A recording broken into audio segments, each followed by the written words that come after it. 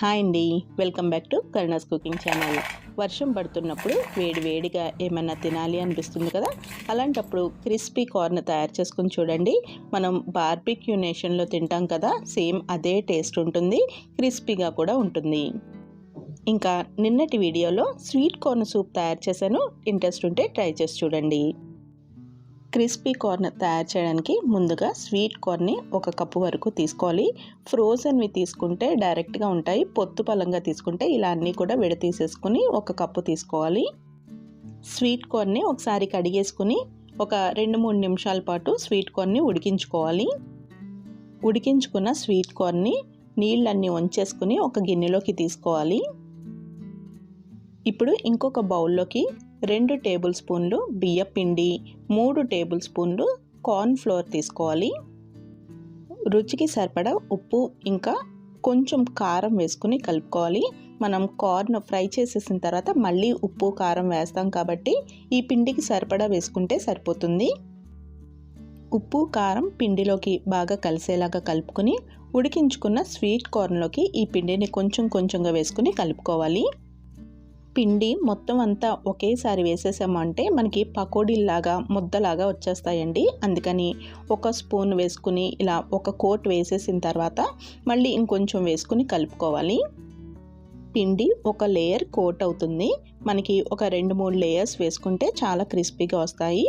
ఇప్పుడు దీనిపైన కొంచెం నీళ్ళని ఇలా జల్లుకోవాలి. ఎక్కువ నీళ్లు వేసేసాము అంటే మళ్ళీ పకోడీలాగా వచ్చేస్తాయి. మనకి పొడిగా రావాలి అంటే కొంచెమే నీళ్లు పైన జల్లుకుంటే సరిపోతుంది.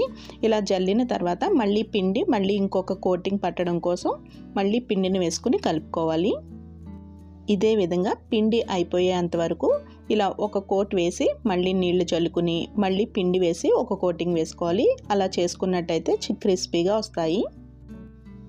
3 సార్లు కోట్ చేస్తే మనకి పిండి ఈ విధంగా చక్కగా కోట్ అయిపోయింది.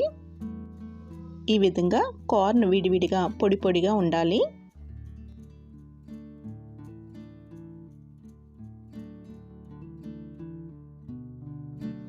ఇప్పుడు డీప్ ఫ్రైకి సరిపడా నూనెని తీసుకుని వేడి చేసుకోవాలి. మనకి కార్న్ క్రిస్పీగా రావాలి అంటే నూనె బాగా వేడిగా ఉండాలి. అలాగే మనం ఇందులో కార్న్ వేసేటప్పుడు మరీ ఎక్కువగా వేసేసాము అంటే ఈ నూనె చల్లబడిపోయి మనకి అంత క్రిస్పీగా రావు.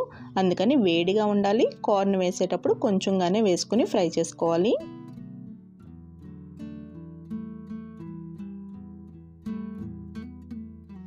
కార్న్ గోల్డెన్ బ్రౌన్ కలర్లోకి వచ్చిన తర్వాత వేరే ప్లేట్లోకి ట్రాన్స్ఫర్ చేసేసుకోవాలి.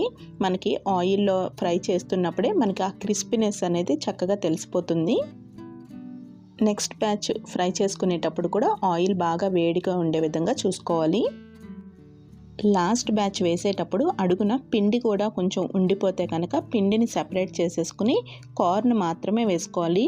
పిండితో పాటుగా వేసేసాము అంటే ఆయిల్ అంతా కూడా పాడైపోతుంది. కార్న్ అయితే చాలా క్రిస్పీగా వచ్చిందండి. ఇప్పుడు దీనిపైన మసాలా పౌడర్స్ వేసుకుందాము. రుచికి సరిపడా ఉప్పు, 1/2 టీ స్పూన్ కారం, 1/4 టీ స్పూన్ జీలకర్ర పొడి, 1/2 teaspoon chaat masala powder, ఇంకా చిన్నగా కట్ చేసుకున్న ఉల్లిపాయ ముక్కలు, ఇంకా కొంచెం కొత్తిమీర వేసుకుని మిక్స్ చేసుకోవాలి.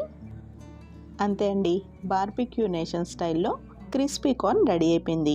మరి ఈ రెసిపీ మీకు నచ్చినట్టయితే కరుణాస్ కుకింగ్ ఛానల్ని సబ్స్క్రైబ్ చేసుకోవడం మర్చిపోకండి. Thank you for watching Karuna's cooking channel.